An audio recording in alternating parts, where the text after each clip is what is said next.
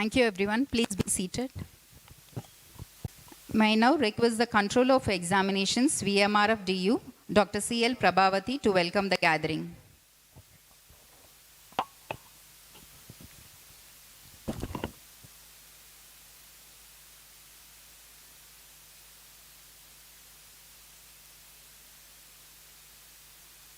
For me to welcome the chief guest for Sri Gokul Krishna Sharvanan, Executive Director, Campus Development, KVMC Campus, for this first Faculty Refresher Program's inaugural session. I welcome you, sir. I also welcome Dr.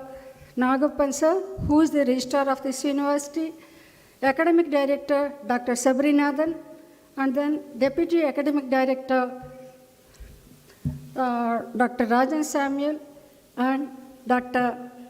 Dean of the Vinayaka Mission Local Medical College, Dr. Lilsa, and the chief guest, chief resource person, the resource person who is eminent in her field,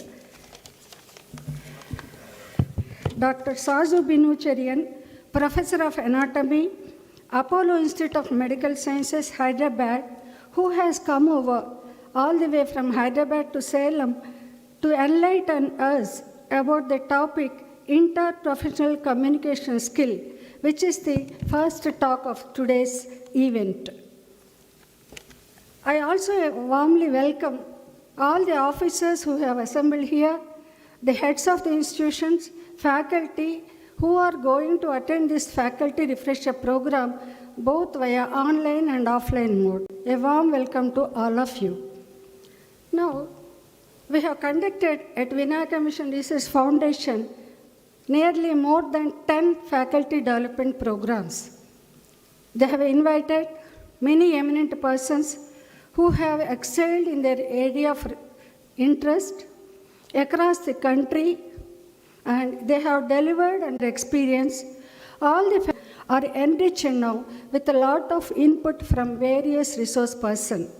And in turn, we are using that knowledge so gained at our workplace, either it may be academic field or in the administrative field, and which is very useful for developing the university to the next level. And thanks to the Honorable Vice Chancellor P.K. Sudhir, who has identified that this is the need of the hour, that means conducting faculty development programs. He has taken keen interest and motivated all of us in attending and enriching our knowledge. And also the management also encouraged these programs, and we are thankful to all of them. Now with the knowledge we gained, I am sure we are applying all that knowledge so gained at our workplace. It is good progress only. After attending 10 to 15 faculty development programs, now it is time to refresh ourselves. That is only, this is the first one, faculty refresher program we are going to conduct. The Human Resource Development Center is organizing this one. We have to refresh our knowledge and go to the next level so that the Vinayaka Mission University will be getting the best out of each and every faculty member, every employee of this university. That should be our goal also, to take it to the next level. As I see, the topics which are chosen for today's faculty refreshment program is very interested and need of the hour also. As we see, first talk is intern for professional communication skills. That is going to be delivered by Madam Dr. Saju Binucherian, Professor of Anatomy. She may be having a lot of knowledge in her mind, and she is going to share it. By hearing from us, I am sure that be useful for Vinayaka Mission University in strengthening our interdisciplinary program and multidisciplinary research also. So, no doubt we are going to reach to the next level in the next days to come. As well, the second topic, if you see, active learning strategies. This is also more apt, I see, because this may be quite useful to the students who will be getting this knowledge through you.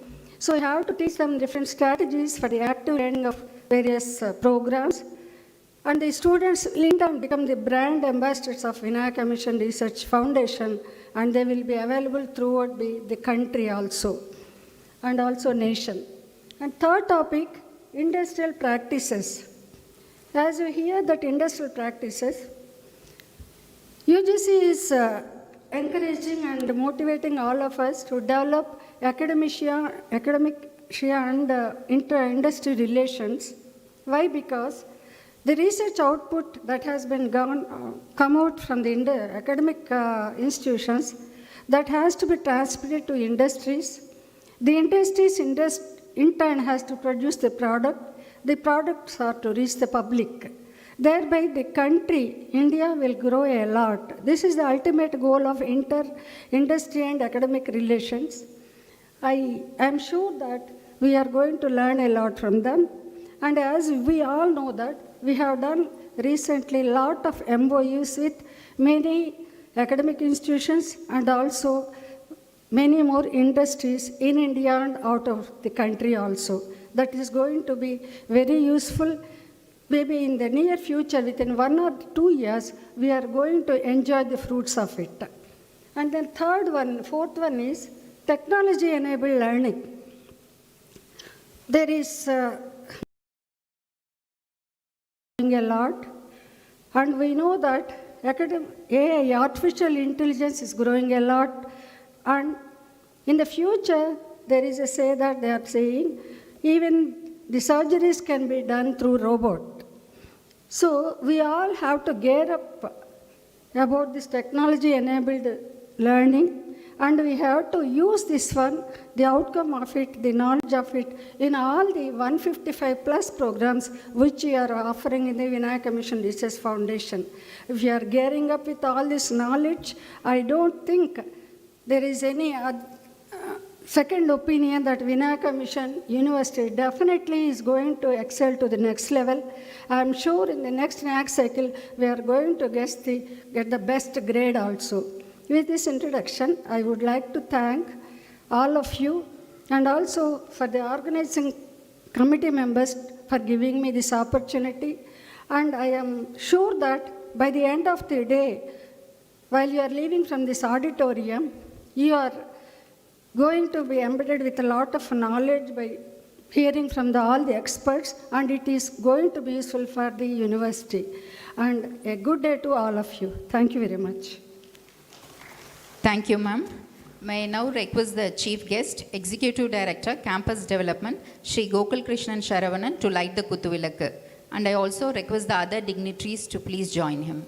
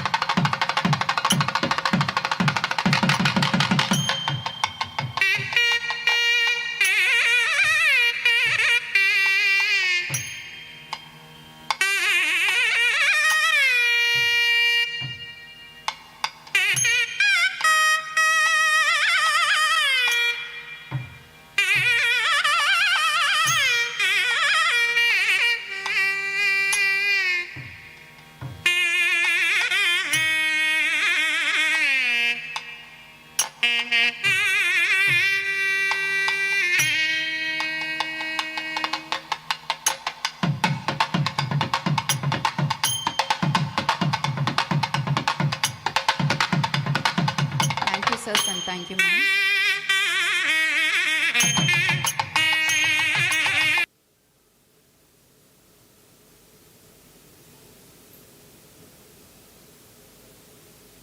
May I now request the Dean, VMKV Medical College and Hospitals, Professor Dr. K. Edilvendan, to felicitate the gathering.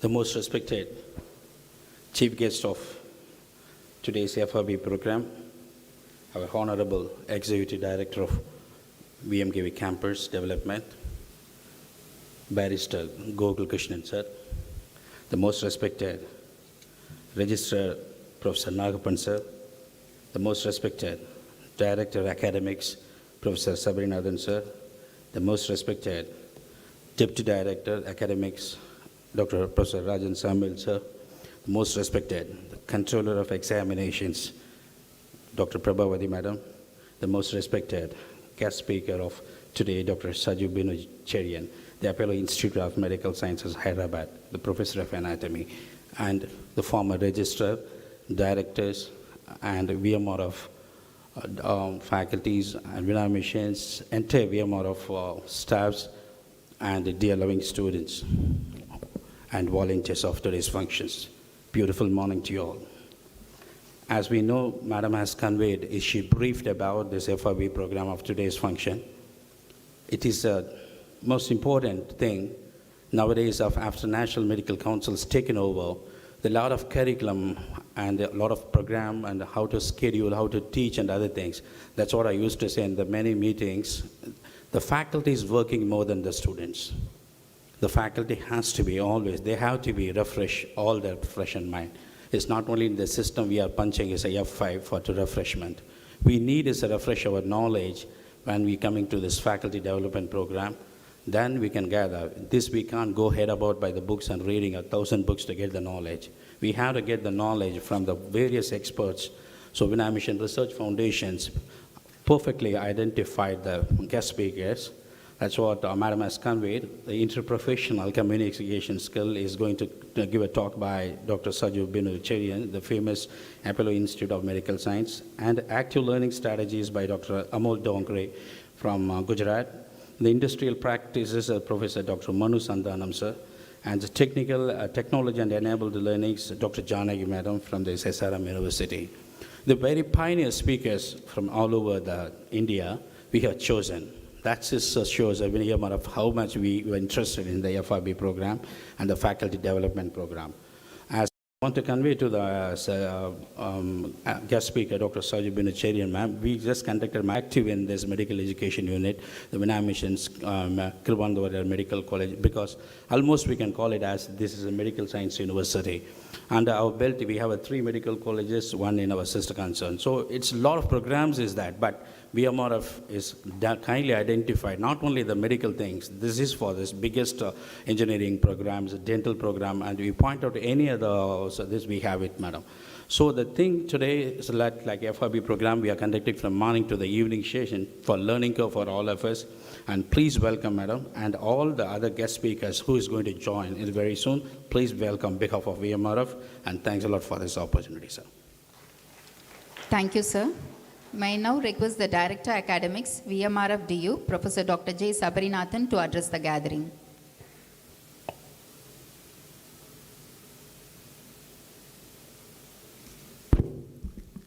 Very good morning to all of you. The Honorable Chief Guest for today's inaugural function, the Executive Director, Campus Development of VMRF, Shri Gokul Krishnan Sharavanan, the Honorable Registrar of Vmrfdu, Professor Dr. Nagapan, the Dean of VMKV Medical College, Dr. Edilvendan, the Controller of Examination, Dr. Prabhavati, the Deputy Director of Academics, Dr. Rajan Samuel, the resource person today, Dr. Saju Binu Cherian, the heads of the department, heads of the institutions, and the faculty members. It really gives me immense pleasure to address all of you in this faculty refresher program organized by the university. As we all know, The higher education landscape in our country is rapidly changing. We all can feel it. And it is changing and pacing towards one particular principle or a concept. Whatever changes we see in our, through our statutory bodies, through our accreditation bodies, they're all moving towards one particular important principle. When you look at the competency-based medical education curriculum, it starts like this: competency-based medical education for Indian medical graduates. When you even take the competency-based dental education curriculum, which has been floated now, it says the same thing for Indian dental graduates. It is same for learning outcome-based curriculum framework given by UGC for all the programs, or the outcome-based education curriculum by AICTE and NBA, right? So they're all looking at student-centric transformation, something which is very need of the hour, which is probably, I would say, a long overdue. What they're looking at is an Indian graduate, whether it is medical, dental, or technical, should be equivalent to an international graduate. They just want to make sure someone who's graduating here should have a level playing field globally. And they are advising us to incorporate certain aspects over there. This whole changes is about that. Say when you see a medical graduate, previously it was all just a clinician, someone who is focused only on their clinical skills or the knowledge skills, but now they want to expand further. We want them to train in a more holistic manner, attitude, communication, teamwork skills, a sort of teaching and learning pedagogy where we actually tap their critical thinking so that they become a lifelong learner, etc. So this is a primary goal, and any step which has been taken is basically to achieve this particular primary goal. Now, how do we achieve this? It is not easy. Sometimes, as the dean was telling, sometimes the faculty members work hard than the students. We do have that feeling about it. That is because we are in the transition phase. Any transition is difficult. Most of us are taught in certain ways, but we are looking at the students who would go to a different scenario, so we have to change the way we teach. A lot of time and a lot of help is needed, right? So the time is something which, to an extent, is in our control. To an extent, we have to go a time-bound phase which is given by the statutory bodies. That is like partly with us, partly not with us. But in terms of planning, it is always with us.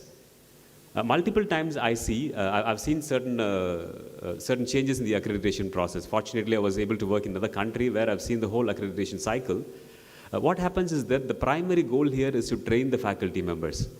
Eventually, we don't want, in each institution, only one or two persons who are good in health professional education or who are good in all this newer advancement.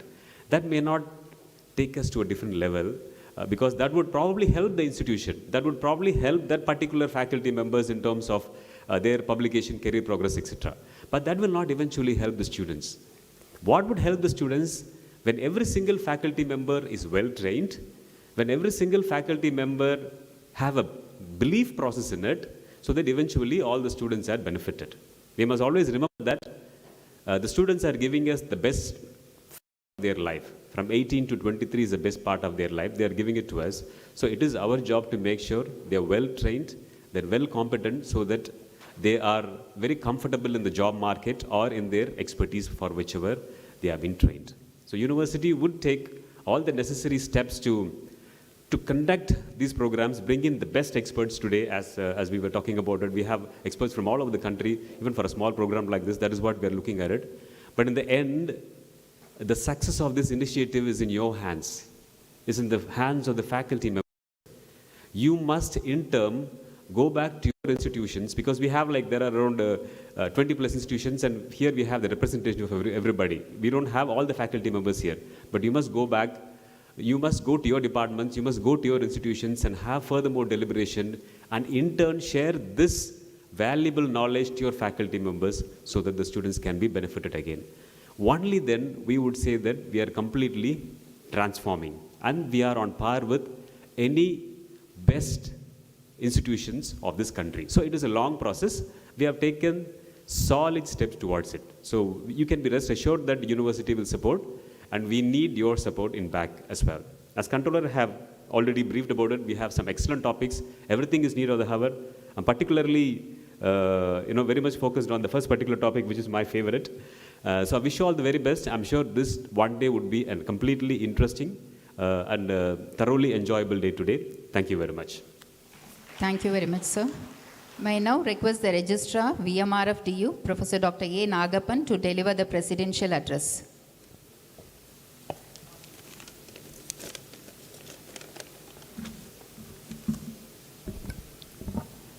Our respected chief guest of today's function, Mr. Gokul Krishnan Saravanan, Director Academics, Dr. J. Sabrinathan, Controller of Examinations, Dean of this Medical College, Dr. Elil Vendan, Organizers, Deputy Director Academics, Dr. Rajan Samuel, former Registrar Sir, my dear university officials, head of the institutions, and dear faculty. This is a wonderful event organized by our Human Resource Development Center of Academic Wing, faculty refresher program. And as controller said, we have got a very good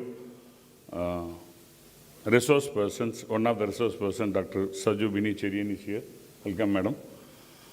From Apollo Institute of Medical Sciences, Hyderabad. I would have seen all the topics. This faculty refresher program on life skills is very important for the faculty first. Then coming to the students, it has to be imparted to the faculty how the life skill has to be followed. So one quote, important quote says that learning is a continuous process, and especially we teachers should be willing to learn, unlearn and relearn throughout our career. A great responsibility is being shouldered on us to make this nation as a global knowledge partner. So we are marching towards that particular path. And our national education policy and its implementation, it is one of the limelights discussion and talk of the academic community, and country is forwarding towards that particular policy. Government of India is very keen in the proper implementation of this policy to benefit the students and faculty in various levels of learning. The most important aspect to achieve the same is to have motivated and energized faculty. That is what we expect today. So this refresher program will help you to energize more. It is our duty as higher education institution to work proactively and stand with the government and take the necessary measures for effective and smooth implementation. So all these are the requirements which the government is expecting from the higher education institution. So the takeaway for this today's refresher program will be how we can update our knowledge in technology-enabled learning or otherwise on industrial aspects. If it is health sciences, how they realize the hospital environment first. Then only they can impart the same to the students. If it is technical side or science side, they have to go to the industry first and they should know the reality or the expectations from the industry, and the same has to be imparted to students. Unless otherwise the faculty moves to the real-time environment, whether it is hospital or industry, we cannot update the knowledge to the students. That is what this refresher program is going to say today. My best wishes for the entire organizers for organizing such a wonderful program. Thanks to Director Academics for creating such type of refresher program. And university will be standing with you in all your development. That assurance we can give on behalf of our management and Vice Chancellor. Thank you for giving me this opportunity. Thank you. Thank you very much, sir. May I now request the Director Academics, Vmrfdu, Professor Dr. J. Sabrinathan, to honor the Chief Guest, Executive Director, Vmrfdu, Shri Gokul Krishnan Saravanan.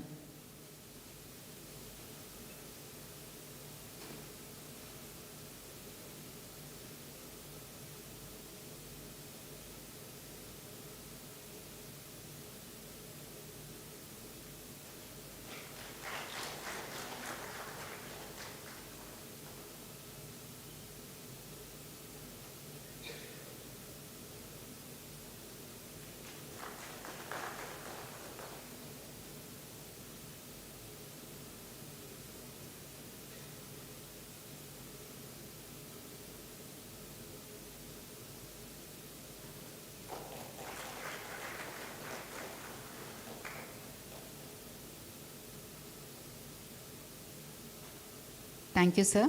May I now request the Registrar, Vmrfdu, Professor Dr. A. Nagappan, to honor the guest speaker, Dr. Saju Binu Cherian.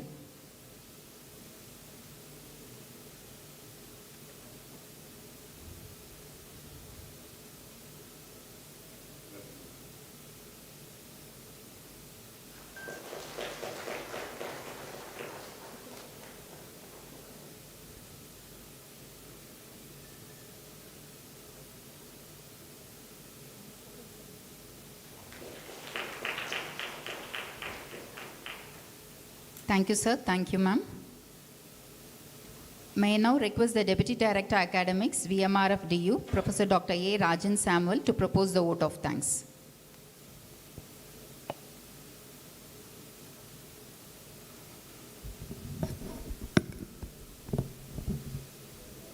Distinguished Chief Guest of the Day, Executive Director, Campus Development, young, dynamic, and talk of Vinayaka, Sri Gokul Krishnan Saravanan sir, respected Registrar, the son of the soil, who has put 36 years of dedicated, continuous service to this organization, Dr. A. Nagappan. Respected Director, Academics, the backbone behind the academic achievements of this organization, respected Controller of Examinations, ethical woman legendary Dr. C.L. Prabhavati Madam, the resource person for the day, skill expert for an important skill, interprofessional communications, Dr. Saju Binu Cherian,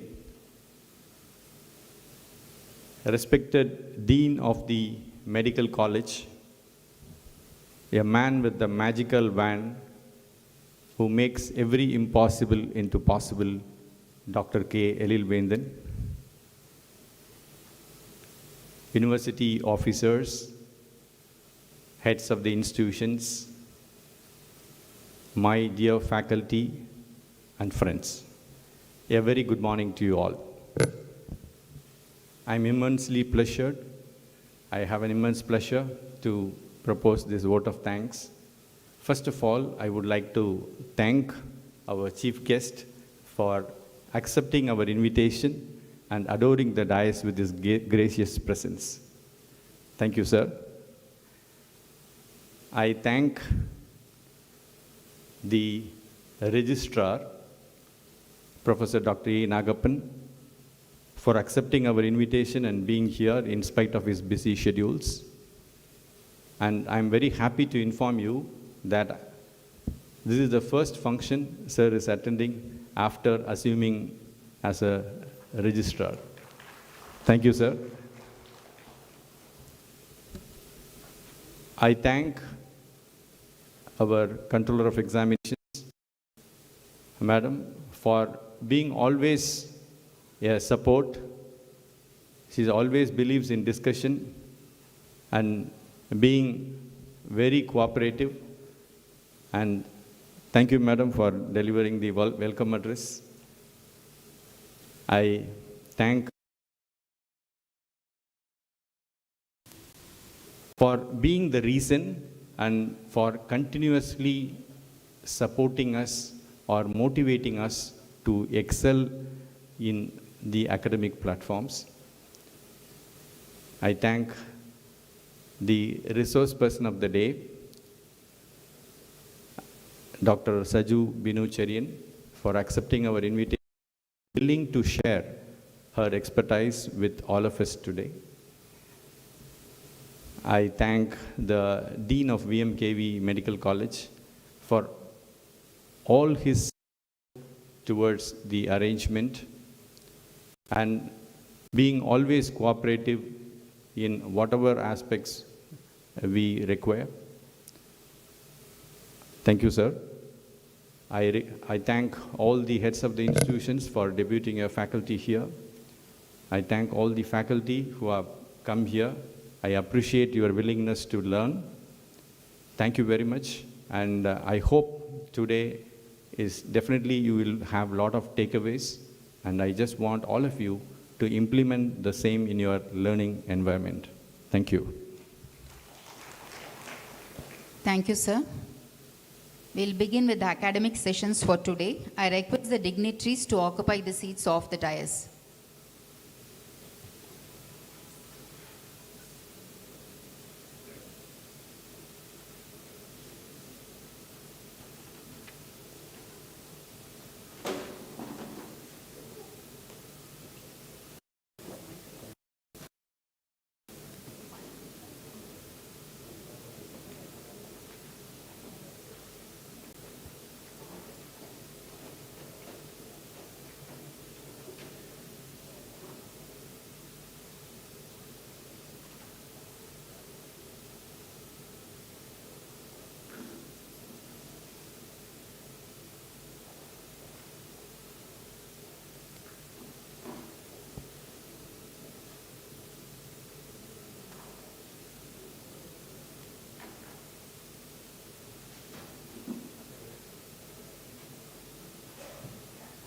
The first academic session is on interprofessional communication skills by Dr. Saju Binu Cherian, Professor of Anatomy, Apollo Institute of Medical Sciences.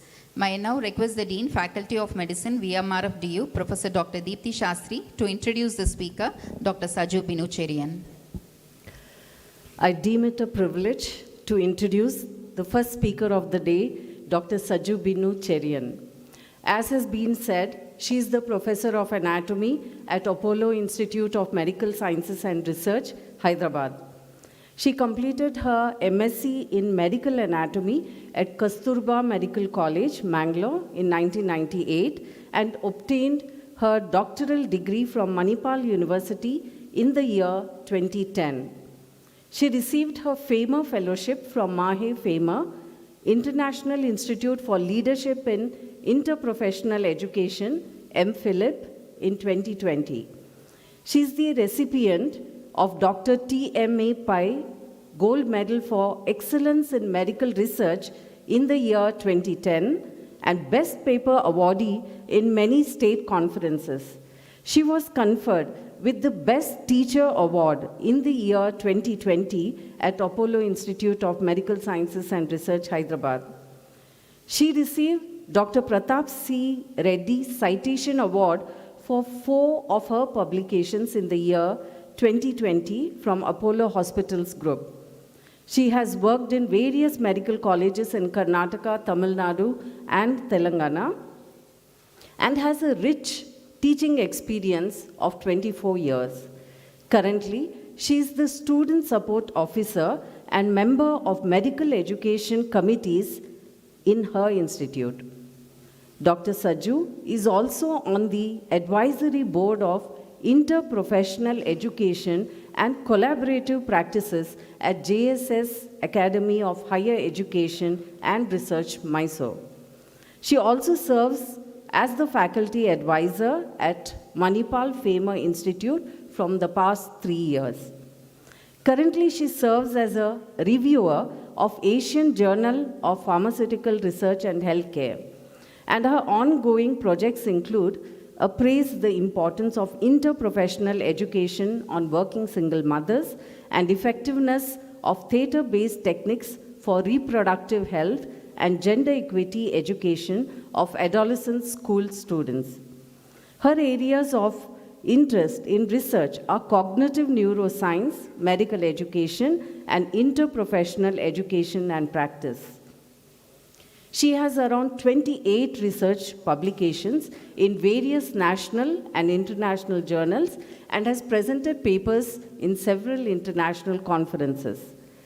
Apart from her academic role, she's a budding soft skill trainer and image consultant and has been delivering sessions at her organization on various topics like assertive communication, emotional intelligence, etc., along with her interest in music, art, and creativity. We are honored to have you deliver this session, ma'am. The stage is all yours.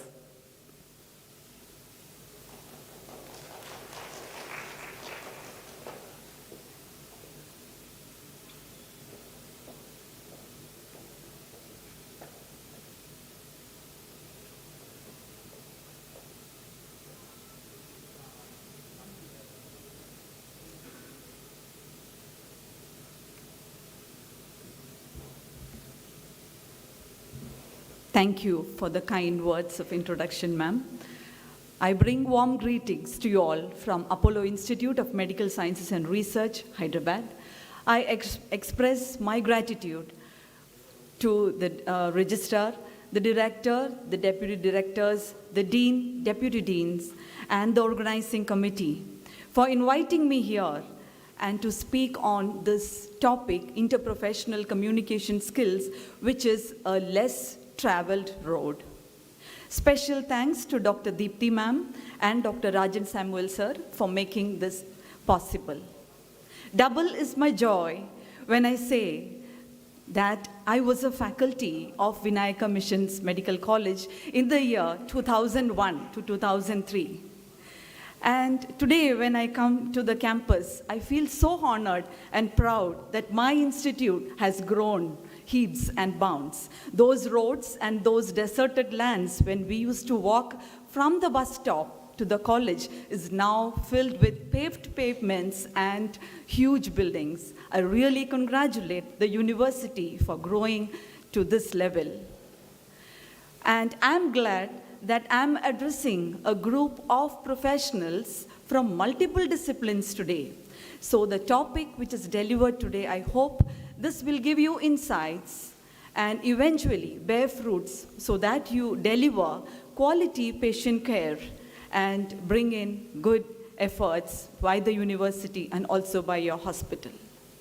So today I will be talking to you on some basic information about what is interprofessional education, and then give more emphasis on interprofessional communication skills, and then share my success story in interprofessional education.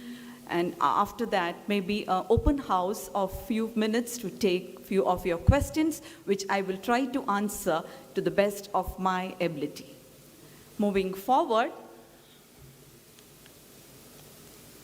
I would like to take 1 minute of you all to reflect on your past career experience where you had felt or you had thought where I could work along with another professional, somewhere in your career where you felt, where you could have worked with another professional alongside in your career to execute a skill or to deliver a service more effectively than working alone.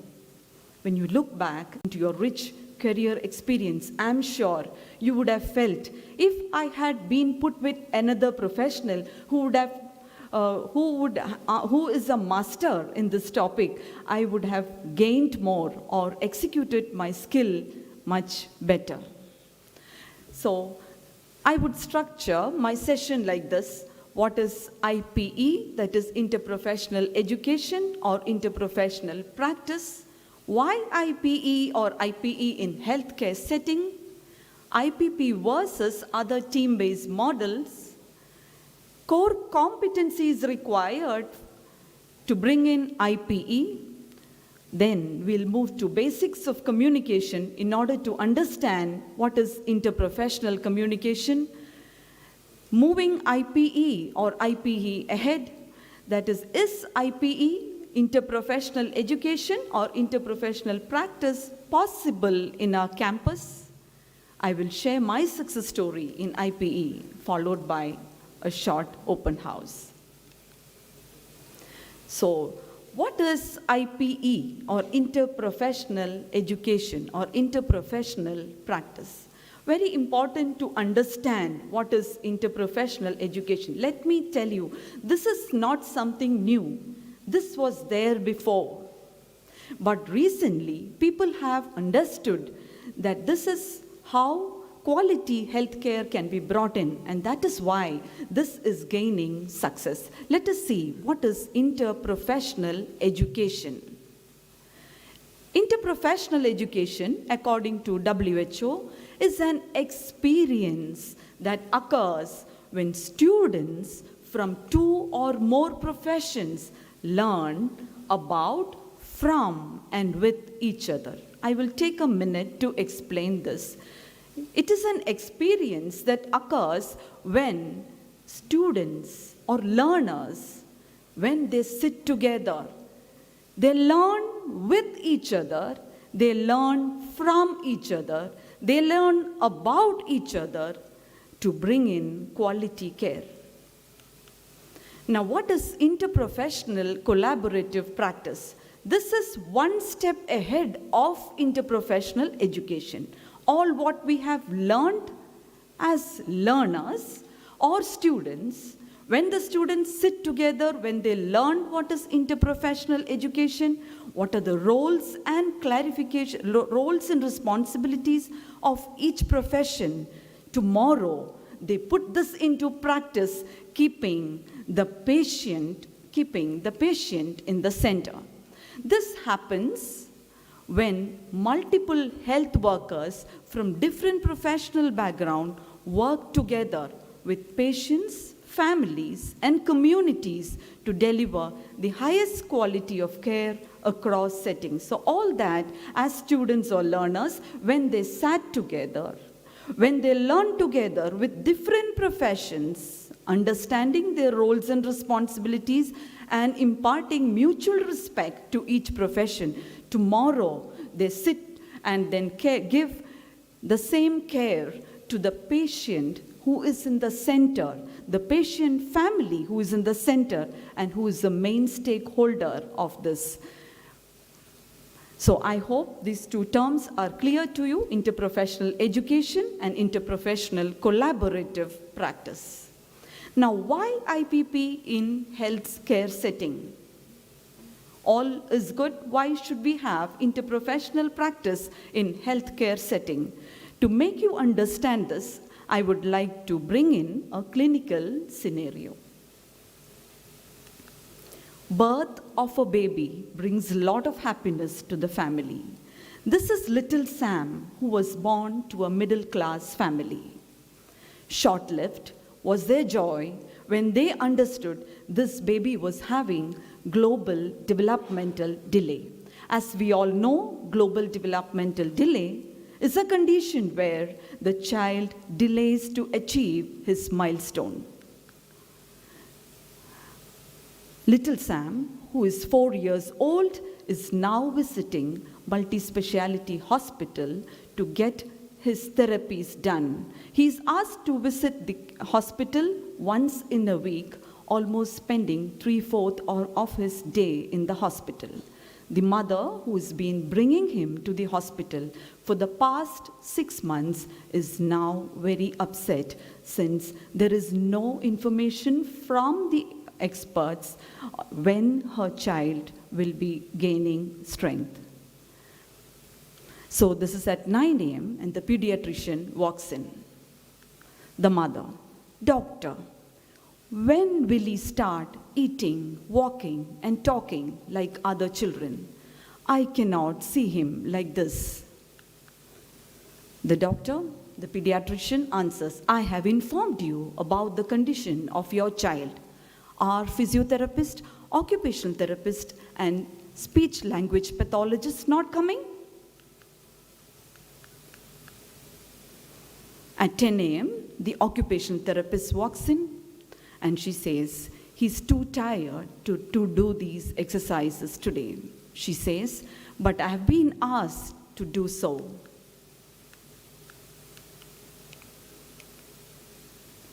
11 a.m., it's a turn of the physiotherapist, and she is very upset as she's coming for 6 months and going through all this for the past a few months. She's asking, how are these exercises different from what the other person did? Why so many of you come? And she says, Madam, you won't be able to understand these things. Please make him do these exercises. What did the occupational therapist say?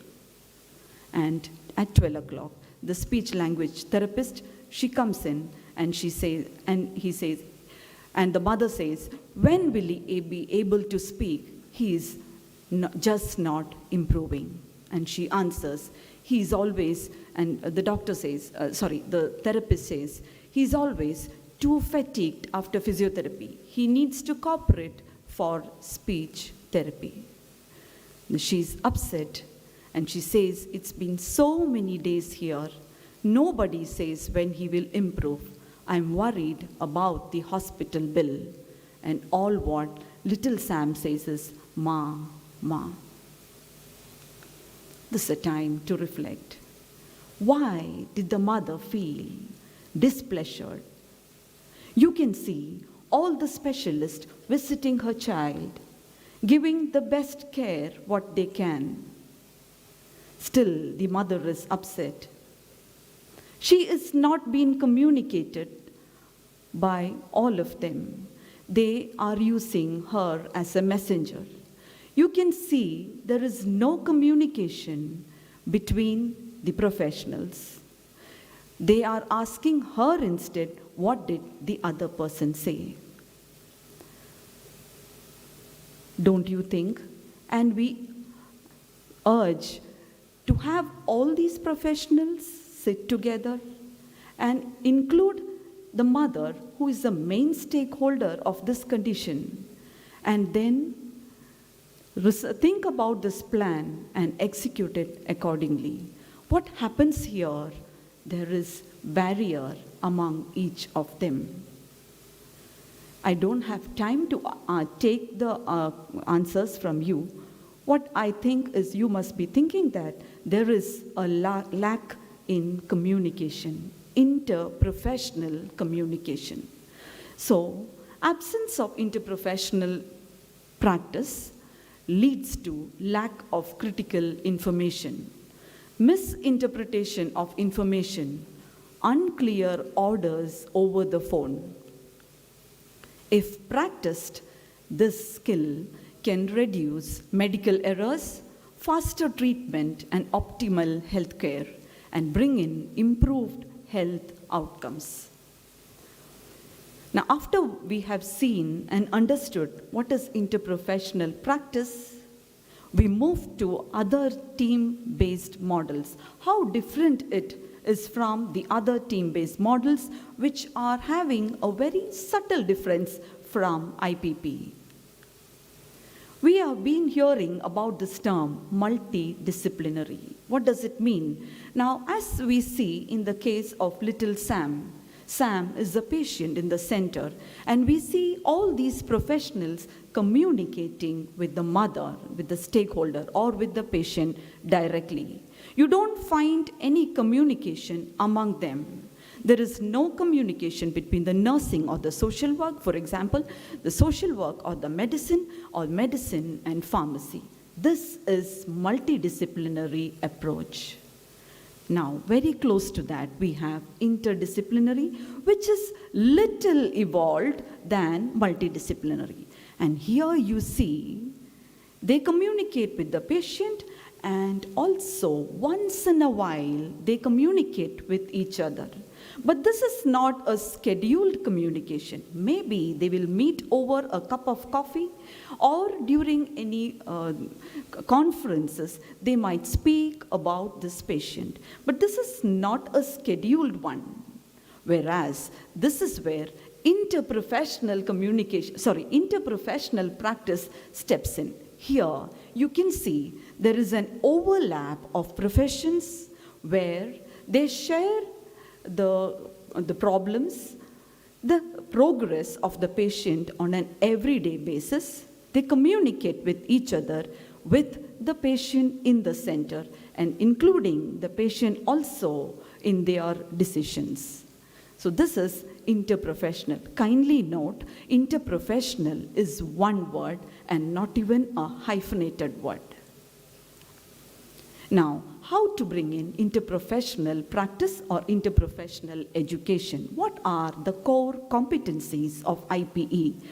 For a team to work together, for all these professionals to work together as a team, to bring in the best quality care, what are the core competencies they need?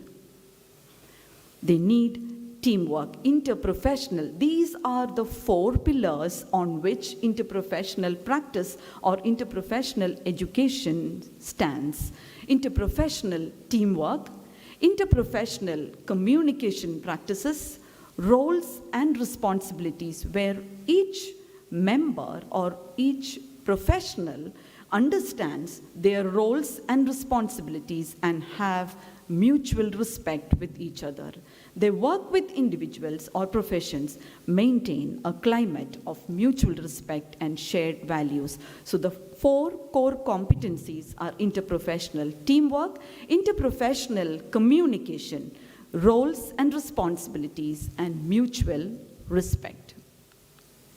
What are the elements for success in IPE or IPP?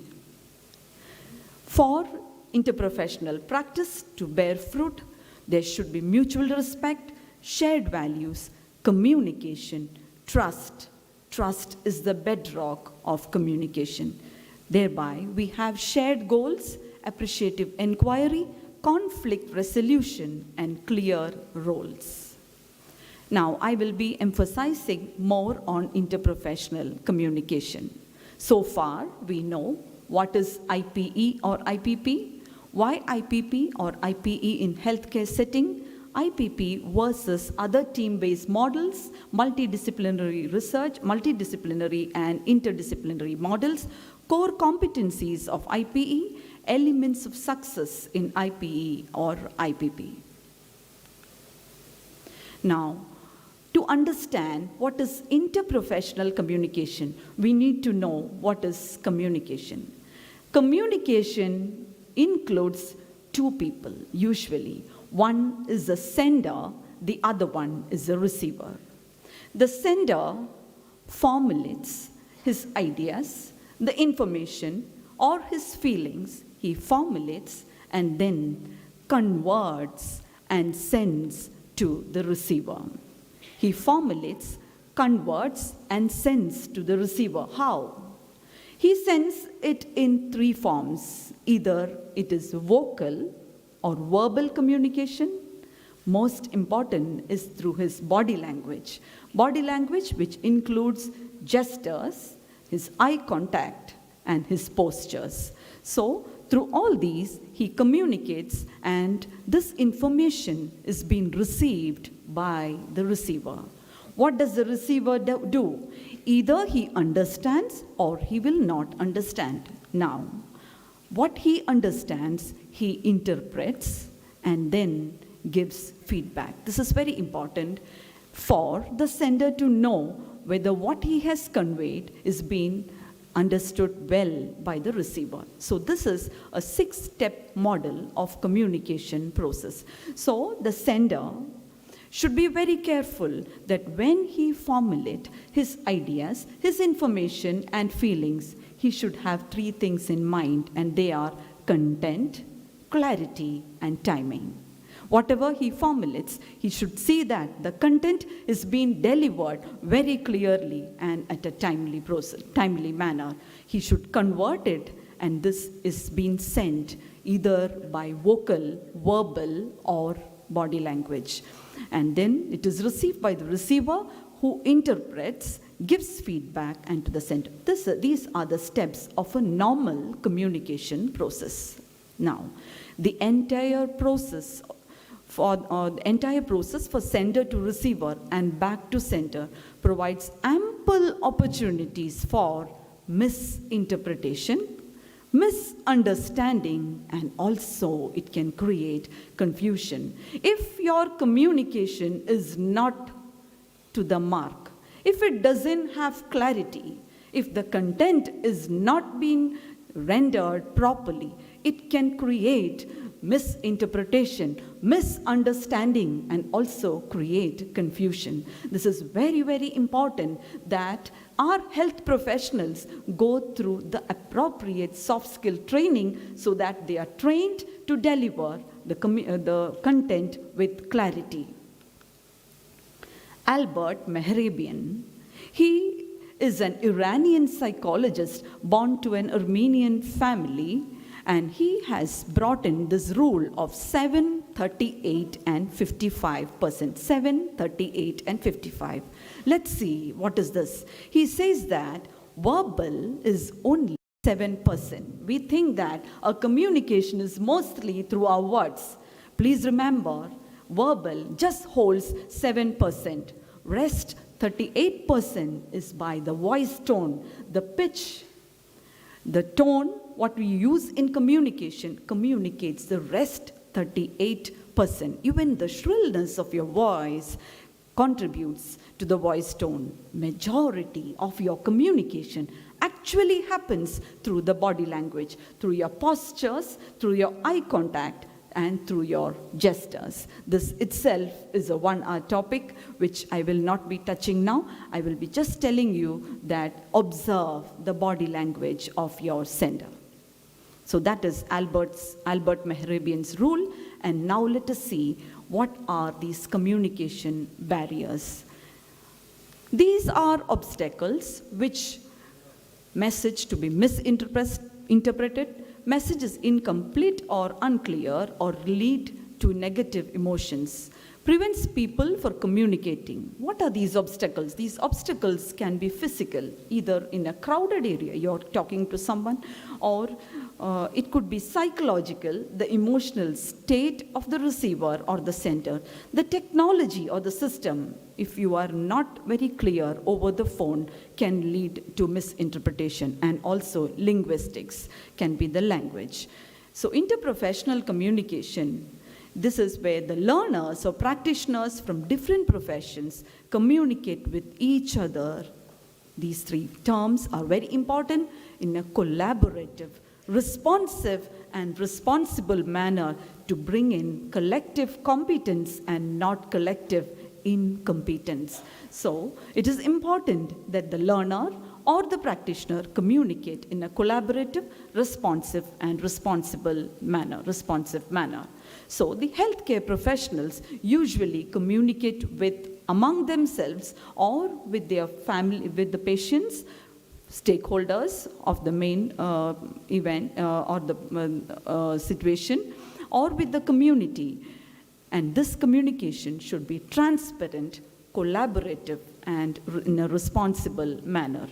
This type of communication will promote trust, respectful relationship, and mutual respect, where there can be shared goals, create collaborative plans, make decisions, and share the responsibilities. So once we are aware that our communication should be transparent, collaborative, and in a responsible manner, this can help us to negate the barriers. Now, what are the barriers in interprofessional communication? It can be personality differences. It can be hierarchy between maybe the heads of department and the tutor or the AP. The culture and ethnicity. You are not a localite, I am from here.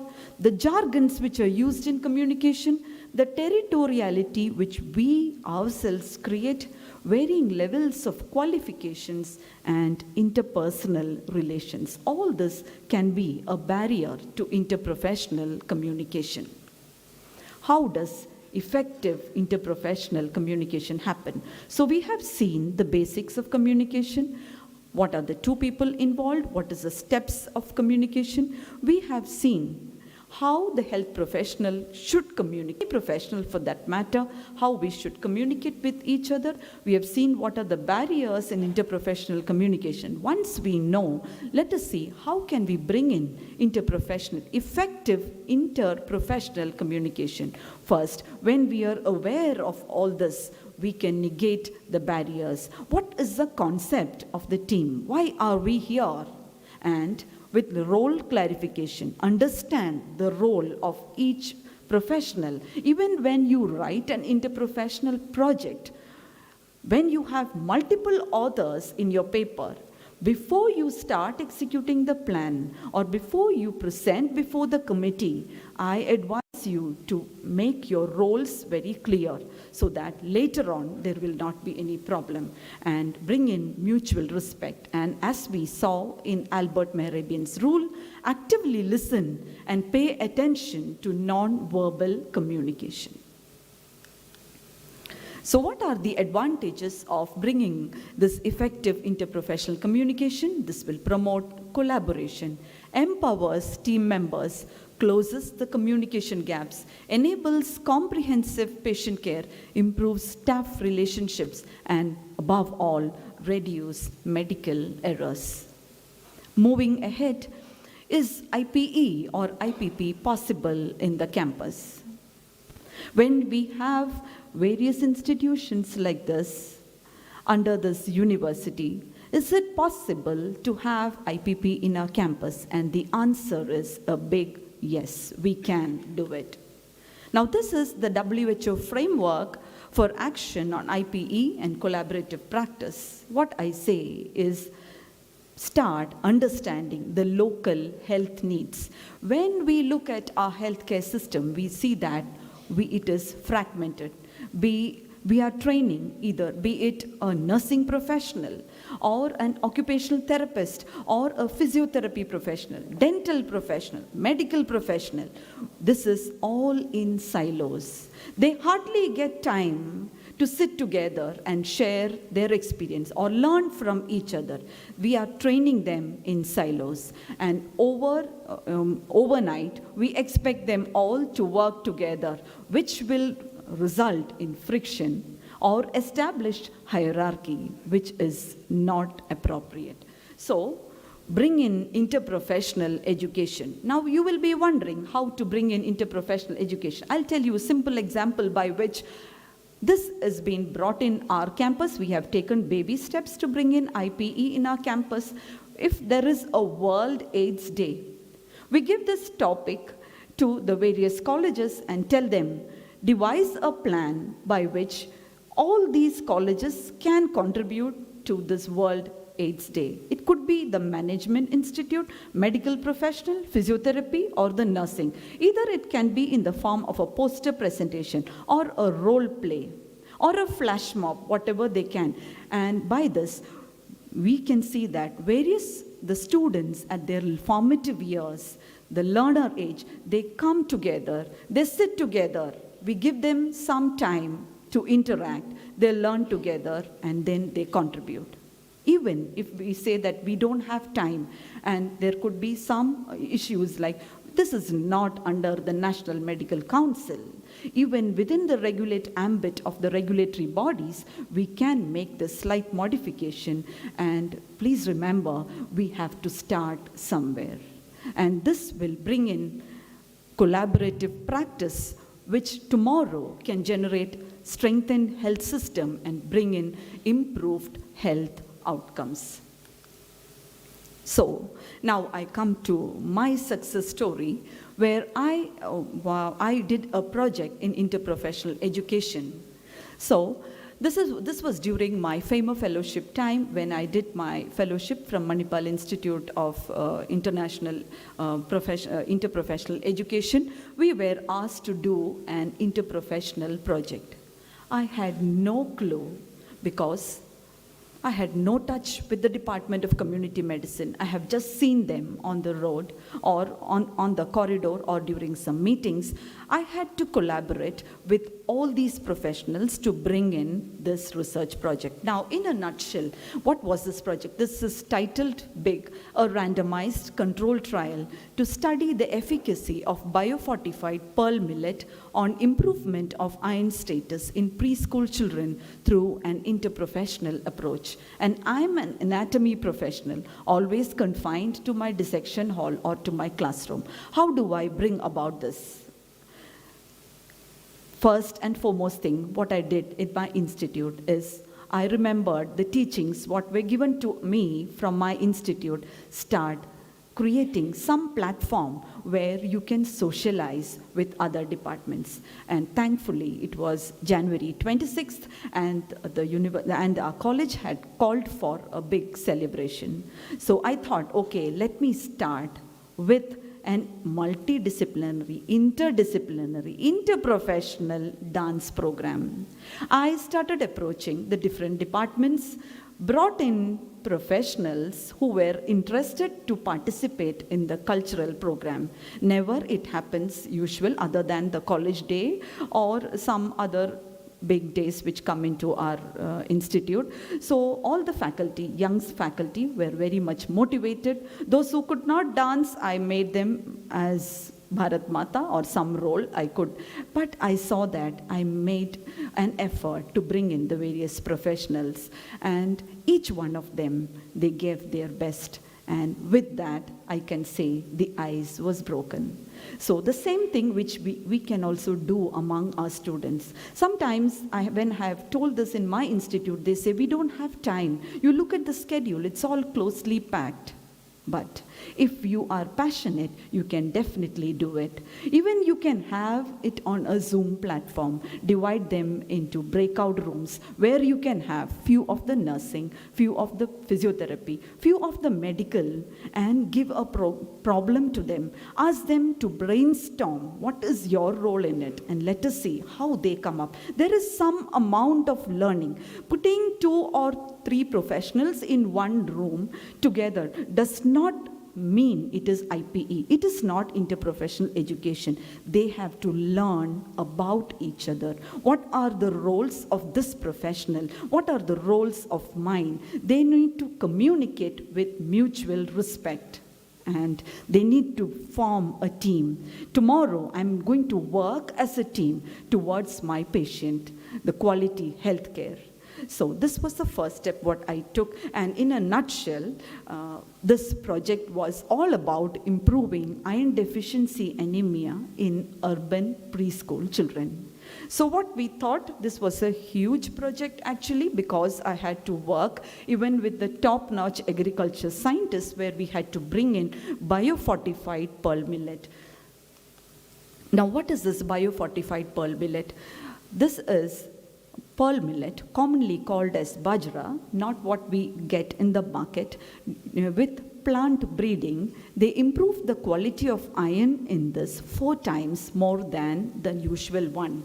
And then, this is at my home, I brought it, I dried, and then I had people, again, I had to co-opt people who had to help me with all this milling, grinding, and then we made biofortified bajra laddus using ghee, groundnut, and jaggery, and then distribute to the Anganwadi children. Because this was an Anganwadi project, I had to take permission from government officials. It was not easy to convince the IAS officers. As such, you all know, they don't have much time to sit and listen to our project. So I had to understand that, and then try to get trained in what is called as elevator pitch, which 2 minutes talk, very convincing to them, and my project was through. Here you can see the child, and very passionately our attenders, and we have the social workers who used to go to the Anganwadi every morning and deliver. Children used to wait for these laddus. We did it for a period of 90 school days. Those days when the children were absent, we took extra care that these children won't miss it. We used to deliver it to their homes. And it was not easy to convince the parents, as you all know, iron status, serum ferritin level can be assessed through blood sampling, and no mother wants to see the child going through the pain. Here you can see a mother holding a child, and the child also sitting with care. When I used to walk to these Anganwadi centers, initially, nobody used to recognize me. I used all my learnings at my institute, how I can bring in and convince them, this we are doing for your child's benefit. And if it works, the result of this is huge tomorrow, painting a big picture that bringing in this food in midday meal program is something which is huge, which can improve the iron status of your child, which can in turn improve the cognitive performance and the health of your child. You can see team working. These are community medicine professionals. You can see our medical interns working, and this was the team. Few of them are here. It was not easy to get all these professionals, and when I used to walk to BJR Nagar, which is an urban area, a slum, I must say, in our area, it was not easy. People used to look at us, who are these people walking in? We had to convince them, and I must say, it was a smooth sail in my journey. What worked here? So this picture shows how we are conversing with the Anganwadi teachers, getting them permission. How was this possible? I painted a big picture. I told them, tomorrow, if it works, it will be in the midday program. Now we have done with the urban area. We are in phase 2. It was not easy. Interprofessional communication, which I had no clue what it was. During my fellowship time, I learned what is it, what are the barriers of it. Once I understood what are the barriers, I could negate the barriers, and I could see. First, I must tell you, bring in people who are with you, who shares the trust with you. There starts the seed. From there, then, when you attain certain milestones, certain approvals in your study, when you get the permission, make it big. Let's celebrate the victory. Tell them, let the campus know. And when I talk about this project, if you come to Apollo Institute of Medical Science and Research, even the security knows what is this Laddu project. Even my attender knows what is this Laddu project. What worked here is just my verbal communication, my communication with everyone. And I gave everyone equal importance, mutual respect, role clarification, teamwork, and that is how we could see success in this program. Now we are moving towards phase 2 of this project. This project was so close to my heart that I have named it as Bajrangi. Bajra and ghee together made it Bajrangi.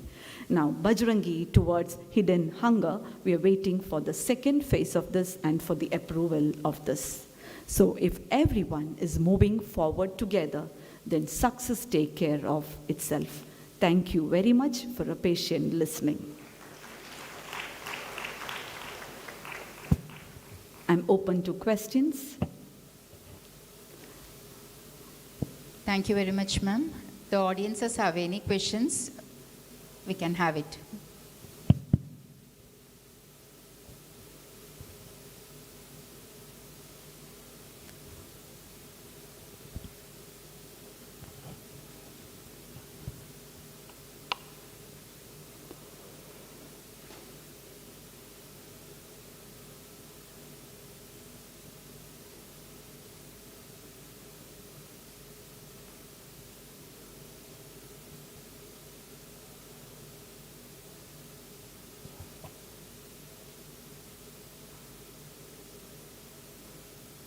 I hope the topic is clear.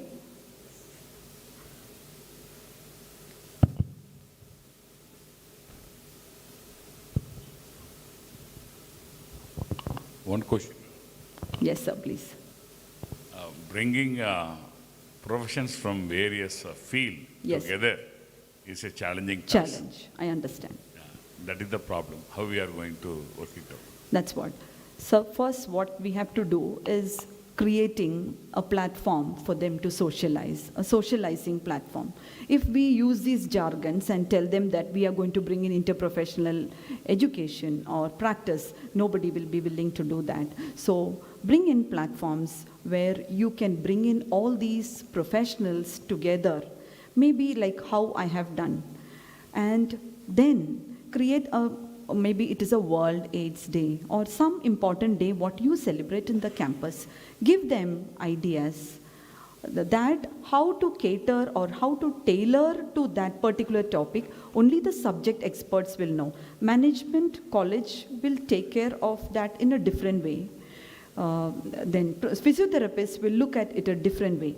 You can have it as a poster competition where the corridors of the medical college is open to that. You will see initially all these students, putting up posters, they are interacting with each other.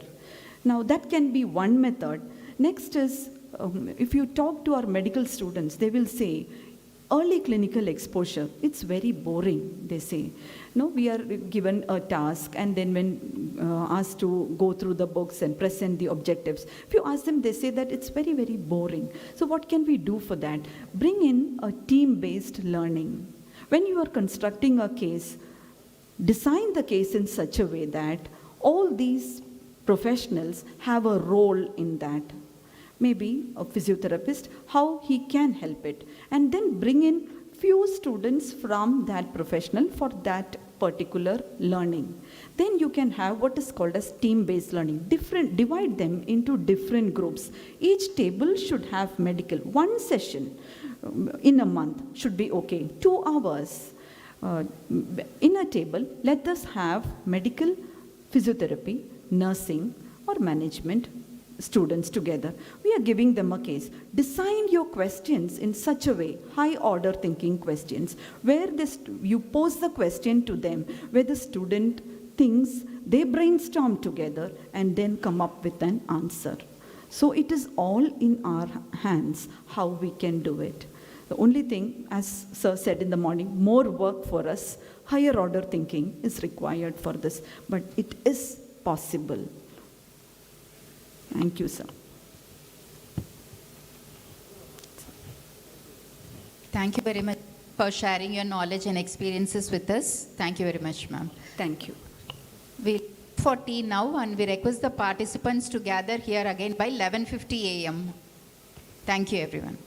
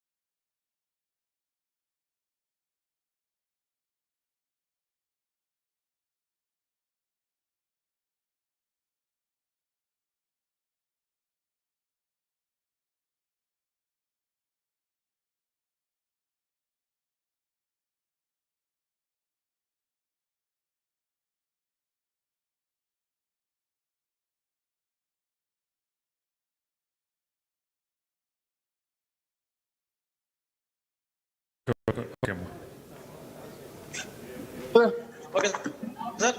ஒரு நிமிஷம் லைனில் இருங்க. ஓகேவா? Okay engineer. Murugan sir தான் நான் வெளியில் இருக்கேன். ஜெய் ஒரு நிமிஷம் லைனில் இருங்க. சொல்லுங்க ஜெய் சார். சொல்லுங்க அன்பு சாடி. ஓகே வாங்க. ஓகே சரி செக் பண்ணலாம். ஓகேம்மா.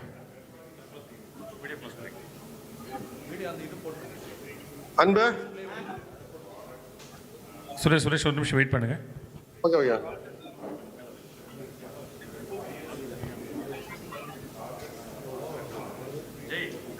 ஜெய் நீங்கள் உள்ள வாங்க Jai. Okay sir.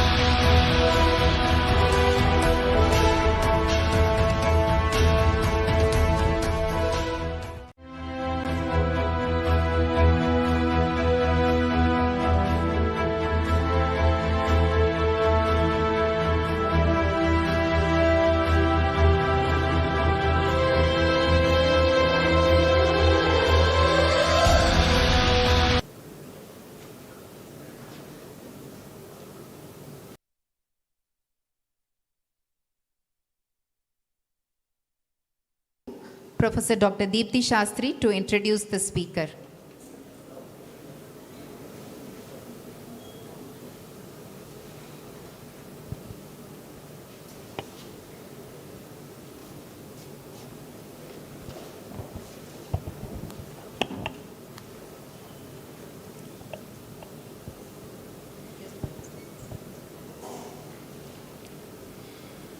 Dr. Amul Dongre, a renowned medical educationist and a popular speaker, well known all over the country in medical circles, is presently working as the head Department of Extension Program and is Professor of Community Medicine and Medical Education at Pramukh Swami Medical College, Baikaka University, Karamsad, Gujarat. He received an International Fellowship in Medical Education, IFME, in 2015 and received his Masters in Health Professions Education through the FAMER Kiel program. He is a regional faculty member for the PSG FAMER Coimbatore and Mahe FAMER Regional Institute, Manipal, Karnataka. Dr. Dongre has conducted 50 national level workshops on qualitative research methods and 6 workshops on mixed methods research. His areas of interest and work are research and evaluation in the field of community-based health programs and community-based medical education. He has 36 international and 100 national publications. He has published a book titled Practical Guide, Qualitative Methods in Health and Educational Research. We are honored to invite you to take over the session, sir. Thank you. Thank you very much, madam, for your kind introduction. I'm just checking my mic. Am I audible and are my slides visible? Sir, slides are also visible, sir. All right, perfect. Thank you very much. Thank you for the introduction. And thank you for giving me this topic, which is close to my heart. So it's about active learning strategy. Basically, this was a workshop and I customized it for today's purpose. I'm going to give you a quick overview about active learning strategies and principles. And I would invite some questions in the end if time permits and if that's feasible, and then we can have a discussion on that. I'm really sorry for not being able to be there physically, but I think that this virtual platform would be enough for us to communicate what I want to speak about this topic. The purpose of this session is to make you independently think of active learning principles. There are 5 principles I'm going to talk about, and I want you to be independent thinker on it. The word independent means you go beyond your curriculum, you go beyond your conventions and think how and where you can apply those things. Second is to make choices of these principles in your routine session planning. So this session is not going to, I hope this session should not create any dissonance in what you are doing currently, but should help you to think about what you are doing and help you plan it in some meaningful way.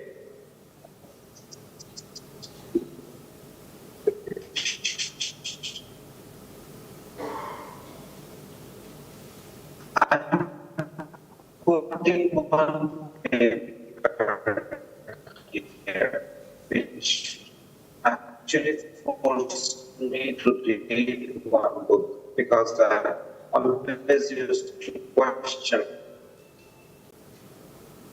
Can you hear me? Because I'm sure my internet is unstable. Can someone give me a feedback if I'm We are audible? able to hear you, sir. Sir, I think your network bandwidth is low. Am I audible? You are audible, sir. Maybe in between. Am I audible? Yes, sir, you're audible. But maybe in between we have a slight disturbance. Okay. So give me a minute. I will change my net. Okay, sir. will see how I will go use.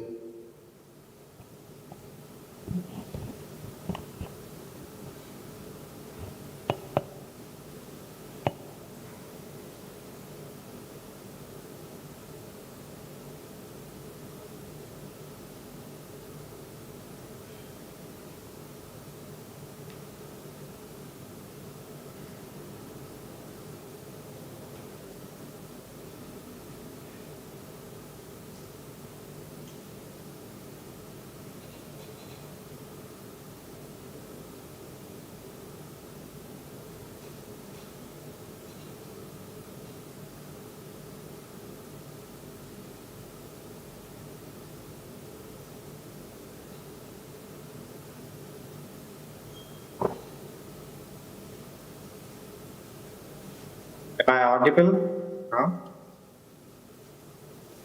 Audible now, sir. Sorry about the disconnection in between. Right, so give me a minute. I will open my presentation.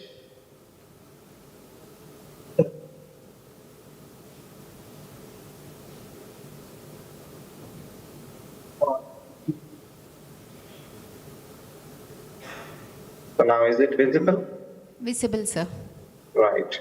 So this paper actually inspired me to read more about active learning strategy because it raised lots of questions that is it possible to make your conventional teaching an interactive one and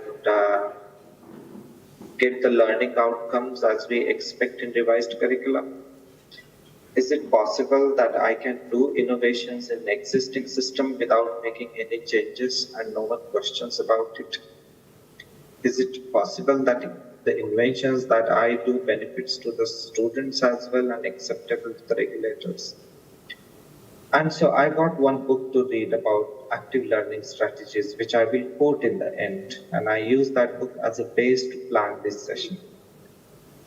I would recommend you to read this one of our paper published in Indian Journal of Community Medicine, where we talked about how we improved our conventional teaching by just adding some interaction and by doing some formative assessment. So I'm a bit advocate of traditional teaching with little bit innovation and making contextual changes which are less resource incentive and which are at the same time acceptable to the student and effective in terms of learning outcomes. I have this question to all of you, though I'm going to lecture you. So I'm posing this question to you that if I asked you, then would you like to ban lectures? Shall we stop lecturing in our educational institution? Then some of you might say yes, and some of you might say no for it. So let's see how we can think about it someday. The meaning of the term lecture is to read aloud. And I also searched some definitions for it, and it says that that's very read out aloud, and scholars copy it down. And lecture is an effective way as another method for transmitting information. We can convey this information to larger audience in shorter period of time. So there's a big resonance on the topic whether this is effective or this is not effective. And there is a good body of literature which says that it works. There are some meta-analysis people have done on it and they say it works. And some says, no, we have to make some changes in it. However, I leave it to you to make a choice on it. But whatever traditional way you are using it for delivery, I would give some tips for making that little bit interactive, or at least make you think on in what way you can make it interactive and keep it thoughtful. I'm not going to give you any tips on how to make it interactive, but I'm going to touch some key principles as how to make it interactive. If I ask you, some of those who voted that lecture should not be banned, then if I ask you this question, that then to make that lecture effective, what are the assumptions that you would have in mind? The first thing, you say that you need a content expert. The person should know the topic. you say that the learner should be motivated, the students who come for class should be motivated. There should be focused topic that on which you deliver the lecture. There should be appropriate setting. And the teacher should have a teaching skill. That means the teacher himself or herself should be deep learner and should encourage students to adopt deep learning strategies through their thoughtfully planned sessions and educational activities. The teacher should have good oration skill and should be clear and coherent and should be able to use technology if required. Right? And so, in reality, all these assumptions don't meet. We have a problem somewhere or the other, and then we have huge concerns about lecturing the students. So we need to meet these requirements when we are talking about making sessions interactive. There are some body of research which says that if you ask students after 3 days of delivery of lecture, then less than 10% recall what was taught. There was another study which says that there is 60% retention after 18 months in lecture group and nearly 90% retention in active learning group after 6 months of teaching. And then there is another body which says that 52% retention in lectures versus 60% retention in active learning. So there is more preference for active learning. The evidence goes more in favor of active learning. So then what does this active learning mean? What I should be doing in my lecture to call that it was based on active learning? And so that's the thing I'm going to talk about. So I'll talk about principles and some tips in between. You know, we have this problem that they read, but nothing goes inside their head.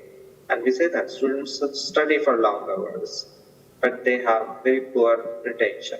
And we want our students to remember, because the way our exams are designed, we ultimately decide the caliber or the capacity of our student based on his or her capacity to recall that material at the time of assessment. So we want them to retain some information. Now, there are two ways of planning your lecture. So I'm creating a little background for you to understand the principle. So if you're aware about it, please just go through it once, so then that will help us to understand it in the context. So in this, in synchronous learning sandwich, instructor gives a brief lecture to address the specific learning outcomes. Students then are engaged in active learning using the information delivered in the lecture. So this is a front-loaded model, right? In another way, you have a back-loaded model where instructor don't start with the content but introduce a problem to the student and engage students in identifying the problem, getting literature around the problem, and then work out the solutions for the problem. And then finally, the instructor do the debriefing and reveals the answer to the problem. So this is a backloaded model, typically used in problem-based learning. The previous one is the one we use it in the conventional, traditional teaching, but it's a front-loaded most of the time. So think, if I ask you this question, all of us are teachers. We teach in medical colleges or engineering college, in dentistry, physiotherapy, and nursing.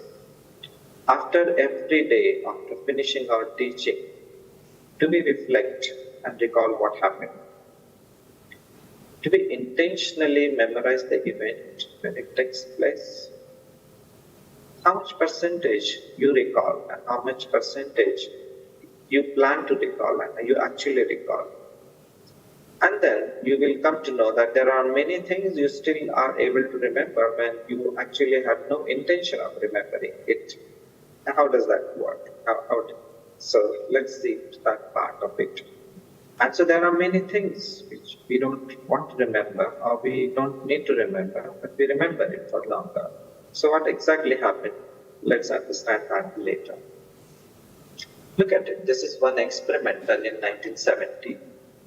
The group 1 was asked, the students were divided in 3 groups. One group was asked to memorize the words, pair of words, that we said. The other group was asked to visualize the pair of words and imagine they interacted in some way.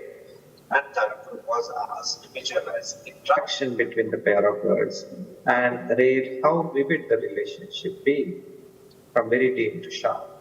If I ask you a question, which group would remember things better after we do this experiment?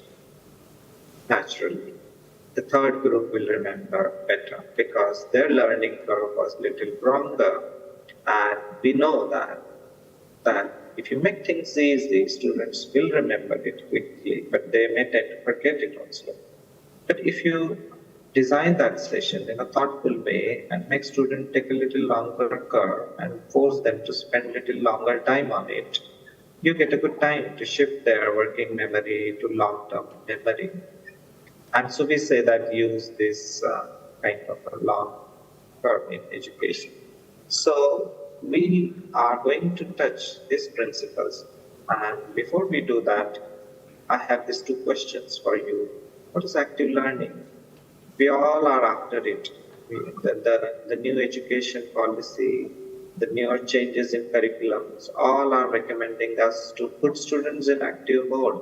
So what does that mean? What I should do to say ultimately that, oh, well, I have done an active learning. And what do you need to do to know about it when you wish to go for it? So active learning means it's a learning which takes place when students intensely use the material, understand it during course of achieving the outcome, remember it, and know how to apply it. So all these elements come. So use it. Remember one thing. Remembering certain things or rote learning is not a bad, because you need to hold some words and some aspects of it to be able to think about it, because you can't think something when you don't hold it inside your head. But we at the same time want them to understand it. We also want them to be able to apply that knowledge that they learn somewhere else. Right? So these are the things we have to keep in mind when we go for active learning. It improves understanding of material and its application. And so we have to design sessions with clear and meaningful objectives. Now, let's see some key factors here that we keep in mind. Facts about science of learning. These are that we can, in short-term memory, you can retain 3 to 4 sets of information for 30 seconds. In long-term memory, you retain information on what we have learned so far for a long time. So goal is to help students to convert short-term memory to long-term, which I have just mentioned from the previous experiment. Now, I have this question. We all are having lots of workshops, conferences, we publish lots of paper, and we have done lots of research on education, and we know lots of things nowadays. Very little comes in practice. And that's a fundamental question. Why there is a gap between theory and practice? And if we evoke a discussion on this topic, since we are meeting in our virtual environment, I'm not able to interact with you. But then that will generate a very fruitful conversation on some contemporary issues, for current issues that we are having. And we might come up with some interesting facts and solutions for that particular gap. We call that as a TP gap, means theory and practice gap, that we know the things, but we are not able to put that in practice. So as I promised you that I'm going to touch 5 principles, so I will touch those now. And that because the background which I have created is sufficient enough for you to go ahead. First principle is deep processing. So when you're planning any lecture or any small group activity or any community-based exposure or any laboratory work, you can think of principle number 1, that whatever session I'm planning, is there a deep processing inside it, in it? Have I taken care of it when I'm designing it? So that's the thing. Now you will ask what deep processing means and what should I do in that to call it as a deep processing. Deep processing means information processing, which prepares the coding of information. by individual in a way that's meaningful to him or her. The more mental processing one performs on information, the more likely that it will be retained. For example, I used to teach pile sort exercise to my students, and I did lots of innovation in making that teaching simpler. And over the period, I found that my students learned it faster, quicker, but at the same time, they forget it as well, faster. Then I decided to make that process little longer. I allowed them to do lots of experimentation, allowed them to struggle on it for some more time, and deliberately gave answer for longer, after long gap, a little longer gap. And I found that the group which received little longer intervention or instruction retained information for longer period of time. So deep processing is at core of learning. So when you are taking classes for your students, of course do innovation to make things simpler. But at the same time, be mindful and aware that if you make it quick, simple, doesn't mean that's remembered, right? So you have to have another strategy built so that they spend little more time on it once they understand it, so that it goes into their deeper memory, because you have to plan your session on deep processing. So some delay in understanding works. So this I found works for me as well. So then you would ask me, then what are the strategies you should be thinking for making it deep, making it a deep process, for deep processing? How do you go about it? I won't be giving description of each of those, but just enumerate. Think of this, you can think of jigsaw group, you can think of debate, a role play, writing a critic, giving them some case study, asking them to reflect on critical incident, giving them some paragraphs to read when you are doing, asking them to do activity like design a study, plan an intervention, design a program. So whenever you are doing group activities with students and work out whatever strategies that you want, the principle that you are using is that the students should spend a little more time on it. They should discuss and don't try to give them ready-made solutions at first go. But in group works, you always have a problem of free riders. There are some students who never do the exercise and they just take a free ride on that group work, and some active students take lead on it. So you can have some kind of individual assignments and marking for the group work. You can do a group rating for that. There is a way, how deep processing works. You ask questions, then you identify the learning needs. Students identify the learning needs. You ask them to plan their learning. Students plan it, they identify the resources needed for it. They search for answers and the resources. Then they look for the relationship of those literature, concepts in the literature that they identify. They ask new questions. That is it true? Are there different ways of doing the same thing? All this actually force your memory from short term to long term and makes you remember it for longer time, because you're following the principle of deep learning here. So these are not rituals, but these activities are based on some principle. So this helps to look into different aspects of an issue. That's another way of thinking on it. Construct new knowledge from what we learn. And we want our students to be innovator, creator, original thinker. And this is not possible by listening to lectures. You have to deliberately take them through the processes which are based on principle of deep learning, which are a little messy, which are sometimes hard to manage kind of processes. But you have to be patient and tolerant when you take your students to this. And that's what we call it as apply the knowledge learned to the new situation. So this is a deep learning I was talking about. So next time when you plan your session, whatever session it may be, ask yourself a question.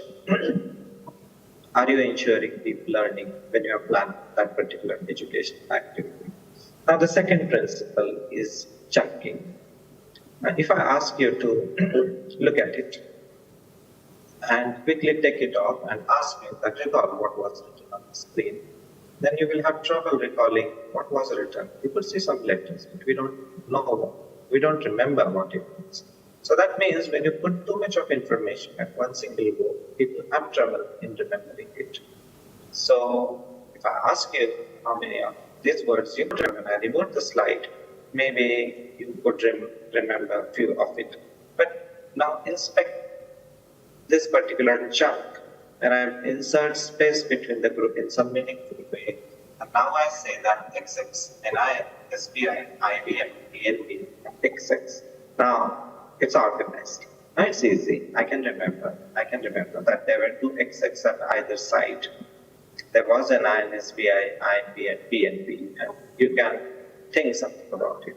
So you did it into chunking. You broke that particular content into small pieces, and you serve them one at a time when you deliver your lecture. So learning is easy if information is organized in 3 to 4 chunks. And I have 3 to 4 chunks, 4 chunks maximum in this session which I'm delivering today. So we learn second principle, chunking. So how can I apply active learning in lecture given in short constraint? Where should active learning exercise be inserted in lesson plan? And what should be included in active learning exercises? So these are the things that you have to keep in mind.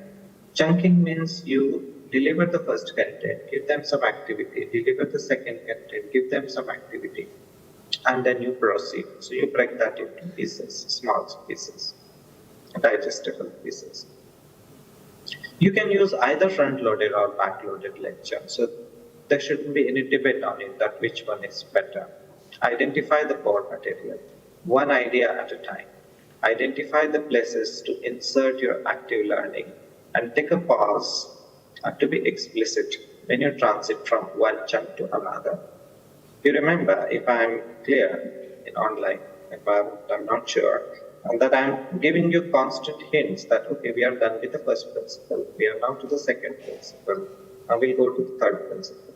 So these disclosures are important. And that's not only that disclosure, but to organize the chunk in some meaningful way, which helps the student to associate it with something which they already know. And when we talk about this, we have to think in detail about this. So there are some active learning activities like analyze and evaluate the muddiest point, debating, role play, that they are called as perspective taking, answering the questions. You can insert quizzes, test and MCQ questions, as most of you must be doing it. Asking students in and ask them to take a stand on right and wrong and explain, ask the student to explain why they think in the way they think so. And that would force them to go deep into it. And then ask them to do some problem solution, like in terms of calculation, interpretation, or give them scenario and ask them their judgment on it. You can plan it in the way your subject requires. Now the third principle is a building association, which I have partly explained when I was talking about chunking. Now you can build a knowledge of newer entity on something which you already know. So learning is enhanced by association of information which is already known. So the more you know about the topic, easier it is to learn more about it. And it's based on some educational theories. So Pickett's theory says that you can develop your mental schemas. Mental schemas are the organization of body of knowledge inside your head. And they develop when you know a lot about that topic, because you can quickly assimilate the new information and say, yes, I knew about it, but I was not aware of particular 2-3 things that you mentioned. And now I would keep that in mind next time. So you are actually building associations with their prior knowledge and experiences when you talk about it. And there are different mental schemas. You have person schema, you have social schema, you have event schema, self schema.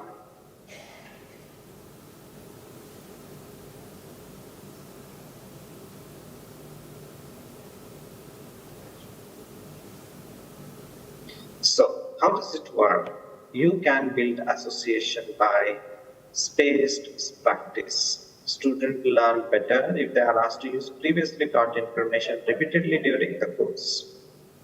Quick quiz after a session. Good work. Varied context. Application of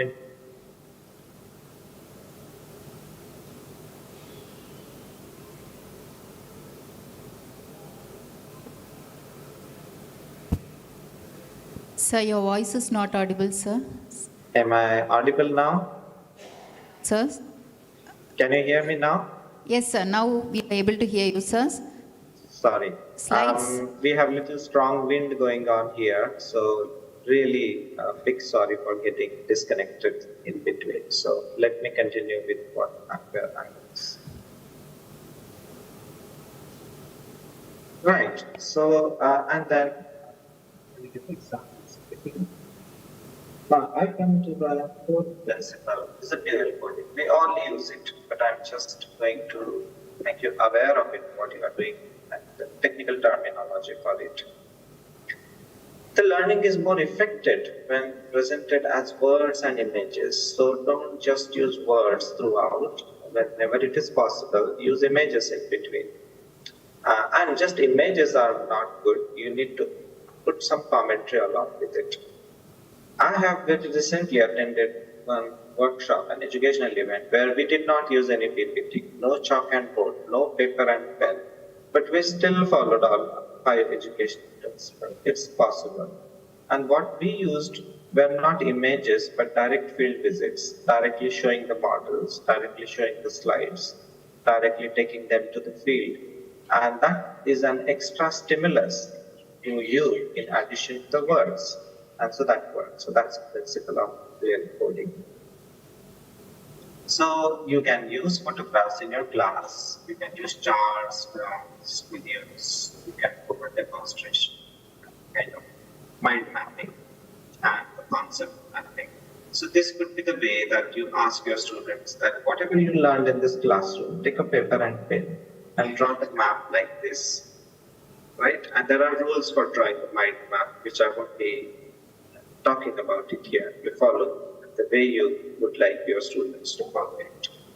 And the last principle that I would touch is about deliberate practice. And we all do that when we ask students to come for remedial classes, or we ask them for extra classes when we go for that. So in deliberate practice, students demonstrate knowledge or behavior. They receive a feedback on specific act as soon as possible. And student pays close attention to the deficiency because it's a kind of coaching that you do. And then you identify the deficiencies and quickly give a feedback to the student that here where you need to work on. You can give this as an individual feedback or as a group feedback. A student may take deliberate effort to address or remove those deficiencies or venture outside their comfort zone. Did you observe that there are some students, they don't know the subject well, but as they keep on writing the tests again and again, they become test wise, and then it becomes difficult for you to discriminate between the one who really understands it and the one who remembers it, right? So repeated test taking works just because of deliberate practice, and it's not bad, it's good, but you have to take care of other educational principles in mind when you plan it. And even in absence of feedback, you will see that students' learning improves that way. How does it work? So need good standard model, ideal behavior to give feedback for us.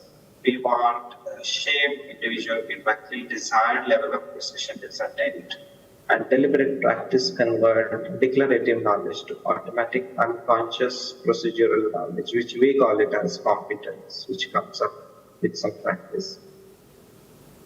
And that's why experts are not good teachers, because they have problems about, because their body of knowledge is more of automatic and unconscious. So their mental schema may not be so well organized. Not all are lucky to be able to put their things forward, particularly the experts want to.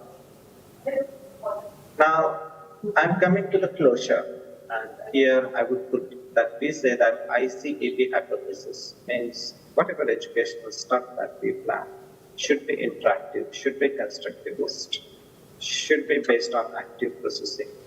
And then we have to minimize the passive component in it. And if we put it in this visual way, interactive modes are the best one, because they are based on some principles of deep processing, associations, building associations, chunking, dual coding, and deliberate practice. And that's the reason why we advocate interactive teaching. Not the way as we are doing it now, because I'm not able to talk to you. But that doesn't mean that you are not listening. But then we are violating, when I'm talking to you, some of the principles are violated here. Constructivist mode, yeah, it explains in words and might have you ask the student, it's better, equally better as interactive. This combination of principles, there's active processing and there's a passive processing in that. So I would just like to ask you one thing, those 5 principles, that ask yourself a question about it. What does interactive learning means? And does this mean that interactive learning is the best? Not always. Different approaches are required at different phases. Maybe in first year, you might want students to remember. In second year, you want them to use field associations with different things that they get exposed to. And in final year, you want them to do certain things. There are different ways of organization of curriculums, and there are different assumptions about how learning takes place. You have to take a call on that as you plan. So novice learner cannot leap into advanced critical thinking. So you have to go for little didactic teaching for them, ask them to remember certain things, have some kind of memorization, and then take them forward.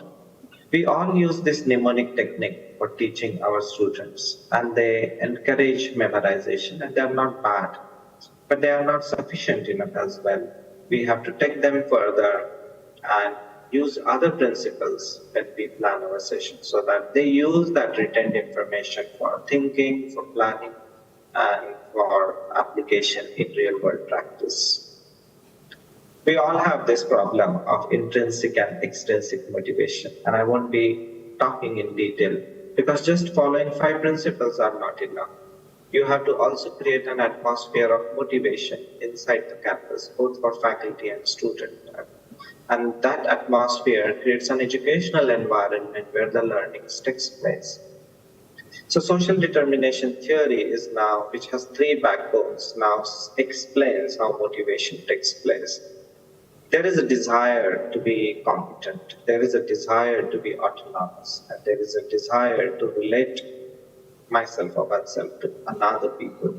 And that's the driving force. And earlier there were no such efforts as such to explain how intrinsic motivation takes place and how extrinsic motivation takes place.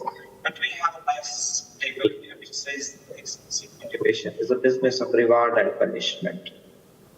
On one side, you can add and remove, and there are 2 things, attractive and aversive. If I add attractive things, they are called positive reinforcement, like giving good grades, increments, promotions. They are positive reinforcement. If I remove something attractive, they are subtractive punishment, like salary cut, demotions, status loss, no certification. So that is subtractive punishment. If I add something which is aversive, it's an additive punishment, fine, criticism, public shaming and all. And if I remove something which is aversive, that's negative reinforcement, getting out of jail early, allowed to leave boarding class, something I think some of you may be allowed to go if you're tired and it's lunchtime is approaching. Now, in all this, the making choice is difficult. But there is some body of literature and evidence in favor of positive reinforcement. And so if you want to foster their commitment, yes, I go for positive reinforcement. However, I leave it to you to think and practice. I told you the 5 principles. And I remember this photograph, which was clicked during our workshop on active learning strategies in Pondicherry. And so I want all of you to keep these 5 principles in mind in whatever way you are, in whatever sessions you are planning, and apply them in whatever way you want. And so I don't have any solid prescriptions for you to say that this works and this does not, because education has to be highly contextual, and contextual means the resources that you have, the targets that you have to achieve, and the type of environment that you have. And within that, you have to plan your whole educational activities. My argument was only, or proposition was only, to keep these 5 principles in mind and apply as much as possible in your routine lectures to make it active. So you really don't need to make big changes in your curriculums and in your programs. You just make changes in your thinking, be mindful of these principles, and apply that in your routine conventional teaching that you do. And I think you achieve all that goals which new education policy or your revised curriculums expect you to achieve. So with this, I give you some questions. Can you practice active learning intervention? Require careful planning. Can you practice this with minimal resources? And does it work? So does it work or did it work? I leave it to you to practice it on your own, reflect on it. And if it works for you, go ahead and share your success story with me at the email ID and number given below here.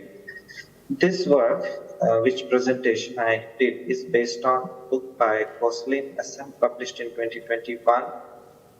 And the book describes about the 5 active learning principles, which I shared with you. And I thank you all for your patient listening. Thanks to Human Resource Development Center of Vmrfdu, and thanks to Dr. Gokul Krishnan Saravanan, Dr. A. Nagappan, and Dr. Sabarinathan, Dr. C.L. Prabhavati, Dr. A. Rajan Samuel, and Dr. Dipti Shastri for your coordination and for your kind consideration for having this session online. Thank you very much.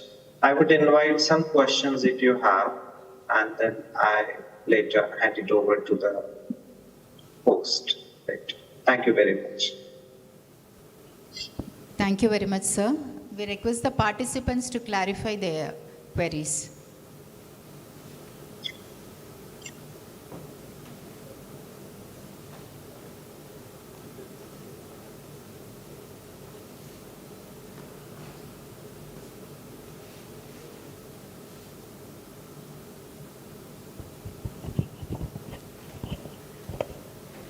Good afternoon, sir. Thank you very much for your elaborate presentation. And Dr. Rajan and myself have listened to you offline. And our previous speaker, Dr. Sajju Cherian, has mentioned how body language, matters a lot. I think your presentation there was much more effective because we were interacting with you throughout. And this time you have been online and technology sometimes fails. I wish, yes, sir. I understand. Yes, sir. I'm sure that once we'll call you offline as well. Sure. So my query is, out of all these active learning strategies that you have used, which one has worked the most for you? Which one has been most effective? Right, that's an interesting question. And the answer is difficult.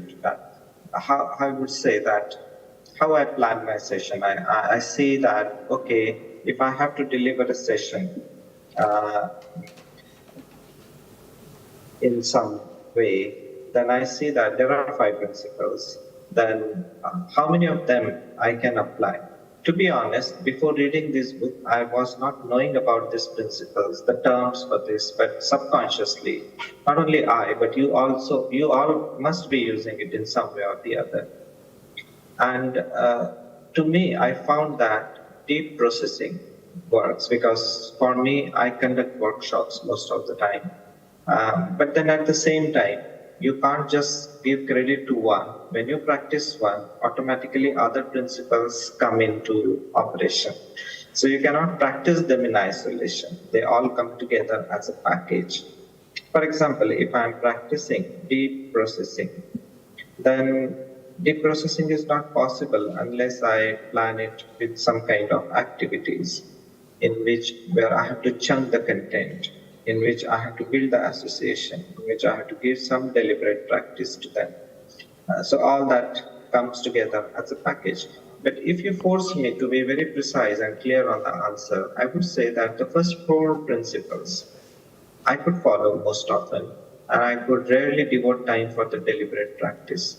So if you incorporate that in your curriculum or in your teaching, I think you will achieve wonders. But I would say finally that practicing all of them in isolation would be difficult. They all will come together as a package.